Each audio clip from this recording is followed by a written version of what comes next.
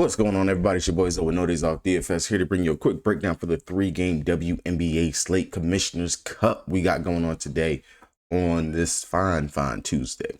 It still sucks that we have to have days off in between and stuff like that for the WNBA, even with the inclusion of expansion teams and stuff. I'm still just like, damn, it sucks. It sucks. So, like I always like to do over here, if you guys are new here, make sure you guys hit the subscribe button so you guys don't miss any of the content your boy drops over here on the channel.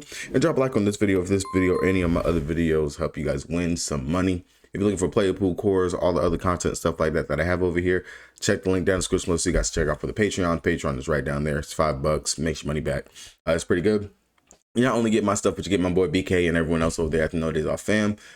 Player pool, core, prop plays, sportsbook bet plays, and stuff like that as well whenever you sign up for it. So looking at it, injury report for today's 3-game slate. And for once, all 3 games start at different times. All 3 games start at different times. So we can watch the first half of the Washington and Indy. And then when Phoenix and Minnesota tips off, switch over to that. And then boom. When I know Washington Indy finishes, you're going to be able to watch Dallas and Seattle. Good. Finally, even slate in regards to the time for the games. On the Washington side of things, looks like we have no news currently right now up here for them. Indiana Fever, they're still going to be without Caitlin Clark, and now Sophie Cunningham is a game time decision as well, which I'm going to go over some other moving parts over here for Indy in a second. For the Phoenix Mercury, they've already ruled out Alyssa Thomas again. Kalani Brown is now a game time decision. Kay Kopp, she is out still, and Natasha Mack is still out as well. For the Minnesota Lynx, I always want to say Timberwolves, no news for them. Dallas Wings, Paige, she's still going to be out with that concussion. Ty Harris is out as well. Seattle, clean bill of health for them. So if you guys have X, Twitter, whatever you want to call it, definitely one thing you can do to stay up to date with what's going on with the news is check out Underdog WNBA. And typically I do try to repost and retweet a lot of the stuff whenever it comes out. But Sydney Colson, she's not on the injury report, so we do expect to have her back. With Sophie Cunningham being ruled out, that kind of sucks. But I want to say that a couple of things happened yesterday, and this is what I'm trying to get to. Ari McDonald has signed with the Fever. I don't believe that McDonald is on the player pool over there for DraftKings. Hold on. Never mind. They added Ari. So Ari McDonald is actually in the player pool 3600. That's pretty good. I want to say yesterday when I originally looked, she wasn't there. Tiffany Hayes, of course, that was just from Sunday. But other Ari McDonald, her being signed, Robbie M. Parks, she's been waived by the Sun. Jaylene Brown, if you guys remember her, she played for the Dallas Wings last year. She is now signed with the Sun. And Uzon, she has also been waived from the Mercury. That's important for today's slate, so that's one less player that the Mercury are going to have over there for them. And then of course the Sydney news, so definitely just check out Underdog WNBA. They do a pretty good job of retweeting a lot of the stuff that happens and goes on, so definitely check that out if you guys have not done so already.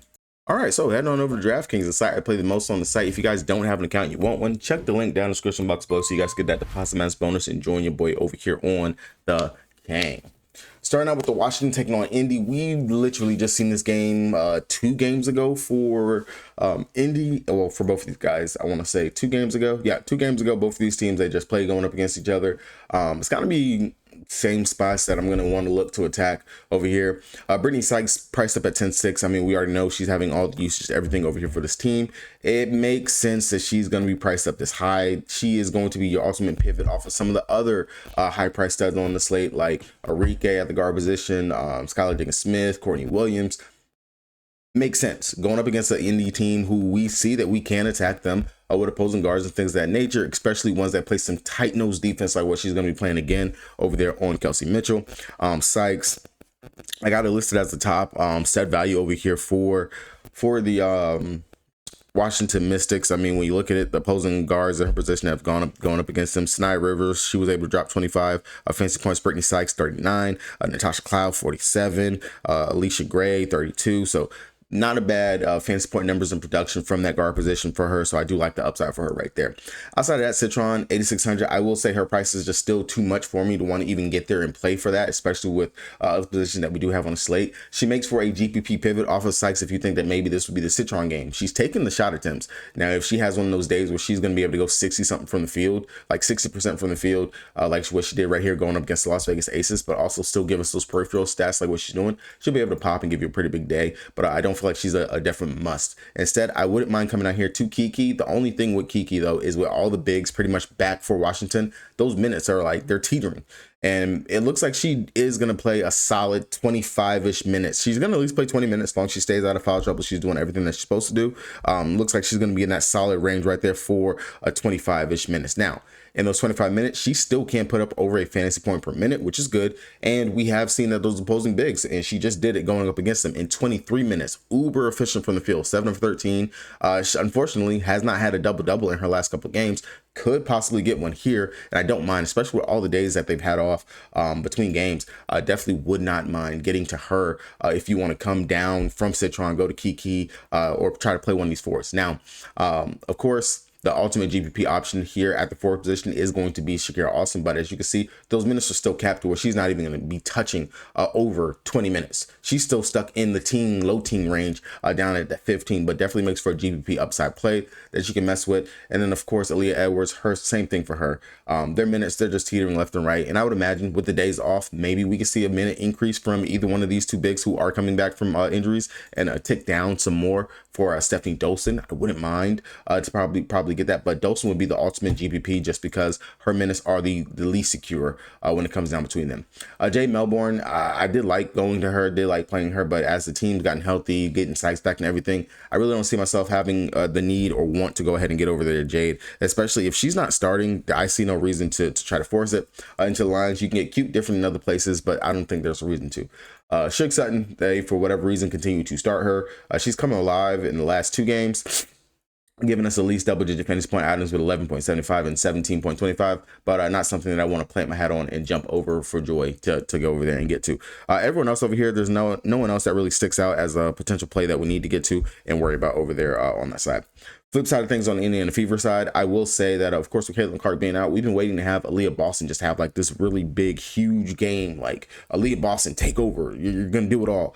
Haven't had it just yet. Now, I will say going up against Washington Mystics, we have seen opposing bigs. They've done decent, and Boston did play decent in this game. 33.25 fantasy points, and a game where she was in foul trouble.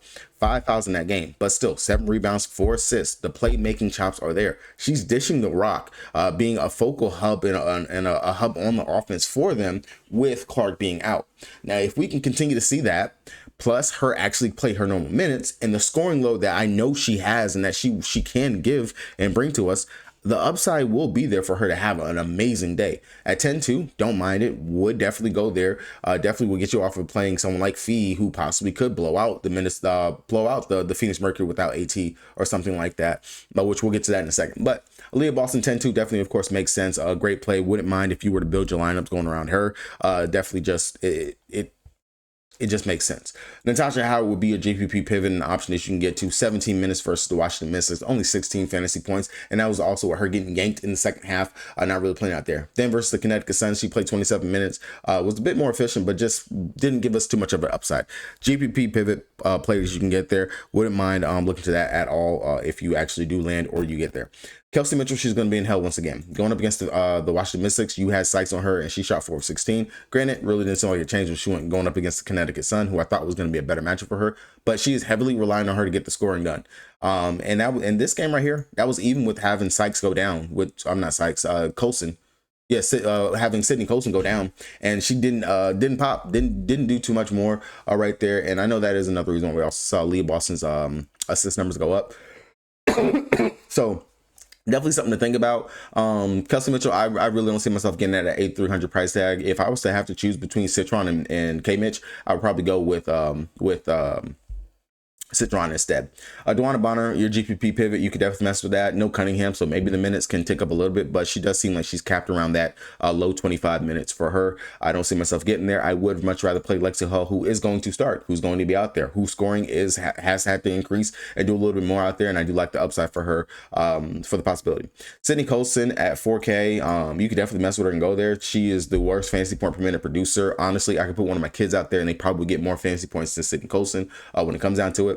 Dantas, if you think that Nat gets herself in a foul trouble or something like that, she's definitely a cheap option that is seeing close to 15 minutes with the rotations and stuff. And maybe with Cunningham being out, we could see a little bit more of Dantas. I could definitely see upside for her there. But I will say that Ari McDonald, I don't know what to expect for Ari. I think if I'm making multiple lines, I would take a chance on one with Ari just for maybe in the event she plays 15 minutes. She goes out there, maybe gets like 5 or 6 points, but just does what she does, which is play make and definitely push the pace in the game. So I could see myself if I'm making multiple lines, but not if I'm making a main staple, unless I was to get clear cut like Art McDonald's going to start. Art McDonald's playing close to 15-20 minutes, then yes, I would definitely jump to that. The lucky thing is this is the first game of the slate, so you would have and would know that news for a fact and for sure when it comes down to it. Outside of that, everything else over here, I'm not going to force chase or do anything. Definitely really the top place to me is going to be Boston, and then shockingly and surprisingly, Lexi Hull is right behind Boston in regards to just the upside and potential for that over there for me. Going on over to the Phoenix Mercury taking on the Minnesota Lynx. We literally just saw this game as well. Again, for these two teams, they just played versus each other 2 games ago. This is crazy. We saw Satu Sabli. This is the first game that AT missed. She went out there and she had a banger. But on the flip side of things, Nafisha Kali was out. Nafi didn't play. Phoenix Mercury kept that game very close, missing 2 studs on both sides of it. And for me, sorry, 1 second.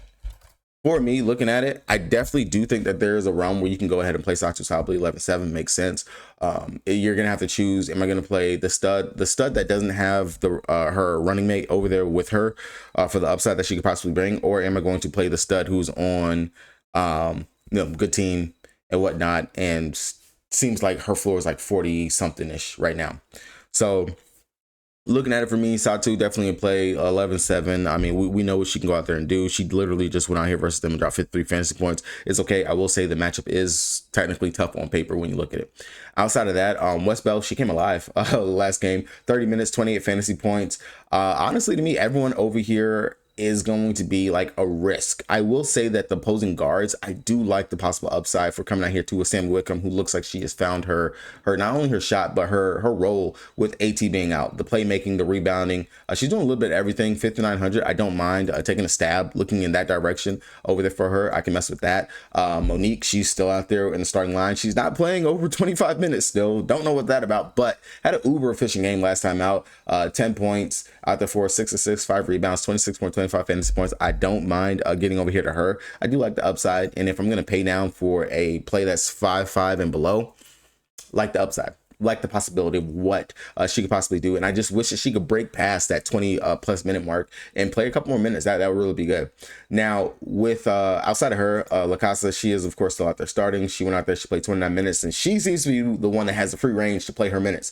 21.5 fantasy points. If you want to pivot and come down to someone that's going to see minutes and be out there, it's $100 difference. You definitely can't go to her instead. I will say with Kalani Brown being a game time decision, possible for her to be out, this is going to shorten what they have in regards to the bigger rotation. If Kalani is going to be out, I imagine that we're going to have to see some Musa minutes. We're going to have to see Musa go out there and play some minutes, and that's dirt 3K. Honestly, would just be like, hey, she's gonna have to play the minutes that Kalani was out there playing. And Kalani was playing over these last couple games with AT missing. At least 15 would be her floor that we could average out with this 23 and 16. So Musa would have to be out there on the court at 3K. I would take the chances. I would take, honestly, the chances of that right there. Like, just look at it. The big rotation would be cut down. They would have only 3 bigs that they would be able to run over here. Of course, the guard rotation is a bit bigger, but then of course you got Uzan. She's gone, so you only have make sure that he's still you have Healed, La Casa, Monique, and Sam Wickham. These 3 start. It will be a tight rotation over here for the Phoenix Mercury, so definitely some value possibilities over here for them. Main play for me, Satu Sabli. Right behind her will be Sam Wickham, Monique, and La Casa right there for me. Minnesota Lynx on their side, I mean MVP. I don't even have to talk about it, beat a dead horse, anything like that. Missed that last game, came back like she didn't miss a beat. Outside of her game going up against the Los Angeles Sparks, she dropped at least 40 plus fantasy points in every game, and I don't see her slowing that down. Right now, if you continue to get her to hit 20 points, that just seems like a sure thing over there on the books or anything. If you're looking for like a double up type play, fee for 20 points and paired up with another type of goblin or something like that, if you're on Prize Picks or whatever, she's going to do it. She's going to go out there and get it. I mean, now with the team being fully healthy and everything, it kind of looks like, damn, Fee doesn't have to go out here and do what she does. She doesn't. But she's still going to. She still is a high usage player over here for this team, and that's not going to change at all. Outside of her, definitely some GPP pivot and option we could do. You can come in here to Courtney Williams. Courtney Williams going up against Phoenix Mercury, 30 minutes, she dropped 28.75 fantasy points. She definitely could give us a bit more. If the game stays close enough, just like what it did the last time. I'm not going to say that they're going to blow them out. I'm not going to try to predict that at all whatsoever, but I will say definitely some avenues to get to. Alana Smith, looking at her last time versus them, and this was without fee. She popped in that second half. Now, if she can do that for the whole game, that would be really nice. 8,400 coming off of a super bad, horrible, disgusting game versus the Golden State Valkyrie. Did not take a shot. Why? Don't know. With Fee being back, there's no reason why she didn't take a shot, and I'm not gonna blame it just because Fee was back that she decided, hey, I'm not gonna shoot. I don't got to shoot. I ain't gonna shoot. But definitely for Alana Smith, I do like the upside and possibilities going to her as a GPP pivot if you want to get something over here from them. Outside of that, again, I'm not going to force anything. Fee will be the main play you want to get to. Courtney Williams and Caitlin McBride, definitely options you get to. Alana Smith, I got a tickle that just tells me like looks like a decent spot right there. If you think that they can possibly blow them out, you want to just get some value, some cheapies. Natisha Heidemann, she'll be out there on the court, run around, do what she does, and then Diamond Miller would be like the other one I can possibly consider, but Diamond just looks like crap out there on the court. Last game of the slate is going to be my Dallas Wings taking on Seattle after they've come off of back-to-back losses versus the worst team in the WNBA, the Chicago Sky. I just cannot believe that we lost that game. Unfortunately for us, Paige is still going to be out. Arike, of course, we know she's going to be the hub, the focal point, but 16 points versus 16 field goal attempts versus Chicago Sky after coming off of 25, unacceptable. I don't like it, don't agree with it, and freaking hate it. Somebody get rid of Timu Jesus is what I'm seeing. Our coach's name being floated around called. Get rid of the man. I don't give a damn. And if the rumors are true that we passed up getting if we passed up, I want to say it was, I had to confirm it. If we passed up Lisa Leslie to be our coach, fuck it. Fuck it. That honestly to me just sucks. But if we went with this hire, then obviously to me, maybe we're trying to get another #1 pick, which I want to say, who would be the #1 pick coming out of the draft next year? According to ESPN, it would be Lauren Betts. And honestly, if we're trying to tank to get like a Lauren Betts, or if we're trying to tank so we can get Paige's homie, Ozzy, then okay, I'll shut the hell up. I will shut up if we really trying to do that. If we are trying to get bets, which would just be like watching that girl play. If you guys did not watch any college ball, like definitely for sure, hang your hat and like legit cling on the bets. Watch some of her games. The girl plays with a force, and she will be dominant when she gets to the league. Like straight up dominant. Great post player, just amazing touch feeling out there. But I wouldn't mind if we trying to tank for the #1, #2 pick, but just let the fans know so we can know what the hell we cheering for, because I won't be mad at it. I won't be mad at all. But if we were trying to tank get Ozzy, then I think that means Arike gone. That's a tangent for another day. Anyway, Arike Gomagwale, 9,800. She's priced down a little cheap. Definitely would I guess kind of consider too cheap for her upside and possibility of what she can do. Usage should all be there for her and everything, so on and so forth. But I will say I will pivot down to Dejanay Carrington, who we are seeing without Paige being out there. She is the 2 and the 1-2 punch between her and Arike when it comes down to it. I like the upside, like the possibility. Most of the defense is going to be focused on, hey, we got to stop Arike.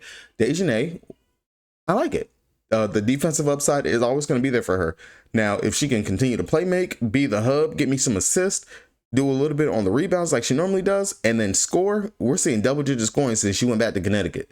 I like it. Don't mind it. 8,200 definitely is a much better option at that mid-tier price tag range, and you can play her over Citron. Duh. Now, outside of that, looking at it for me, Nalissa Smith, I got to see lightning strike twice before I believe it will strike 3 times. I'm not going to go there. Plus, the matchup isn't that great going up against Snuka and Ezzy down there. Her shot should get blocked left and right unless Nalissa's going to just have amazing day from the 3. I don't see it.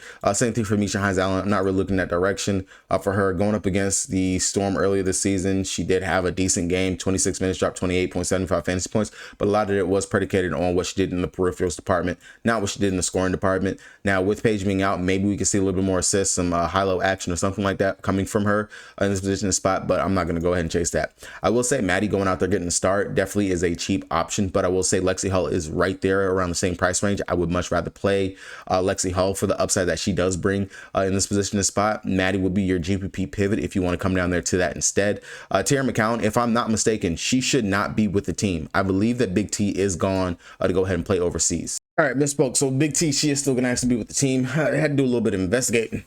I don't want to give you guys wrong information. So according to Coach Rookie over here on X, she's going to be leaving after the June 13th road game versus the Las Vegas Aces, which I did confirm after doing a little bit of digging. So that is confirmed. So Big T is still actually going to be there. Big T has been lackluster, honestly, 600 to 700. Thought she would play more minutes with, you know, the rotation possibly being a little bit shorter. Maddie actually joined the starting lineup, things of that nature, but still not there. Not really seeing the upside. I mean, she could be out there trying to contend with Seattle size, but I'm not sure. It's truly going to be a GPP coin flip. She did play really well versus Seattle. She played amazing in that game. In 15 minutes, she dropped 30.75 fantasy points. She is the ultimate GPP option, and we talked about this time and time again in regards to Tiara. It's scary to plant your flag there. It's just because the coach, the minutes, they're left and right. Her energy, her stuff, it's there some games. It's not. If you think that she's going to actually be out there to get that time, definitely, but there's some safer options, and I would probably just go with the safe option. Unless, I mean, hey, it might be what you need to take down 20K. It possibly could be what you need to take down 20K, if I'm just being real. Right there. Outside of that, Charles, James, Cornelie, none of these guys, they see enough minutes or role or rotation to actually be something that we want to go ahead and plant flag on. I really wish they could give Zaza some more minutes and continue her development, but it ain't happening no time soon, it looks like. On the flip side of things, looking over here at Seattle, surprisingly, everybody fits on just one whole thing. Neko Gumake, opposing bigs, we've seen it. Angel Reese, Cardosa, just name a few of the last two that just went up against us and just destroyed us. Neka, she destroyed us when she played us the first time. 35 minutes, 54 fantasy points. Not going to say she's going to do the exact same thing, 54, but she's definitely in the realm to just completely destroy us. Skylar Diggins-Smith, we all know the revenge narrative that goes around Skylar going up against us. Going up against Dallas, she played 36 minutes, 38.75 fantasy points, 10-5. Again, there are some other guards that are right there. You got Sykes, who you can pivot to instead of trying to play Skylar, or Skylar will be the pivot off of Sykes if everyone wants to pay it for Sykes. Instead, definitely, I can see it's safe. It's safe. Opposing, I mean, Courtney Vandersloot. We made Courtney Vandersloot look like she was back in her prime when we just played Chicago Sky. So the upside is there. The upside is there. You can take it. Shit. Outside of that, Gabby's been playing amazing. 9,300 though. Bit steep. If you want to go up here and play that for Gabby, very, very steep. If Gabby, I mean, the peripherals are somewhat there, but it's really been her scoring that's popped these last couple of games. I'm not paying 9.3 for Gabby. I'm just be honest. I would rather take the GPP option and coming out here to Ezzy and hope that Ezzy just pops and has a massive day instead, and especially just getting those blocks going finally. I mean, the upside could be there. She not even possibly. She more likely will be the lowest owned Seattle Storm player you can get to on today's slate. I definitely do like it. Erica Wheeler going back to the bench. I'm not going to chase it. 7,400. I would rather pay that for a player that is starting, not coming off the bench. I'm not going to do that at all. Definitely, you got Lexi Hull, who is starting, who is pretty much playing the actual minutes and same price pretty much. I'd rather just go there. Everyone else over here, unless you feel like the game is going to truly honestly blow out, but I will keep my Dallas Wings to keep it close. We're hungry for another win. Enrique, I know she's more like going to have the clamps put down on her, but someone else got to step up. Dallas, just keep this game close, but just let me know, are we tanking? Are we trying to get bets? Because I will legit accept that if we're trying to tank for the number one pick again or something. All right, guys, that's going to do it for me. Hopefully, you guys are able to get a little something from this. Drop a like on this video if you guys actually enjoy the content. And talk to me down in the comment section on the X feed, Twitter feed, wherever it is that you want to talk to me at. Good luck to everybody today. Peace.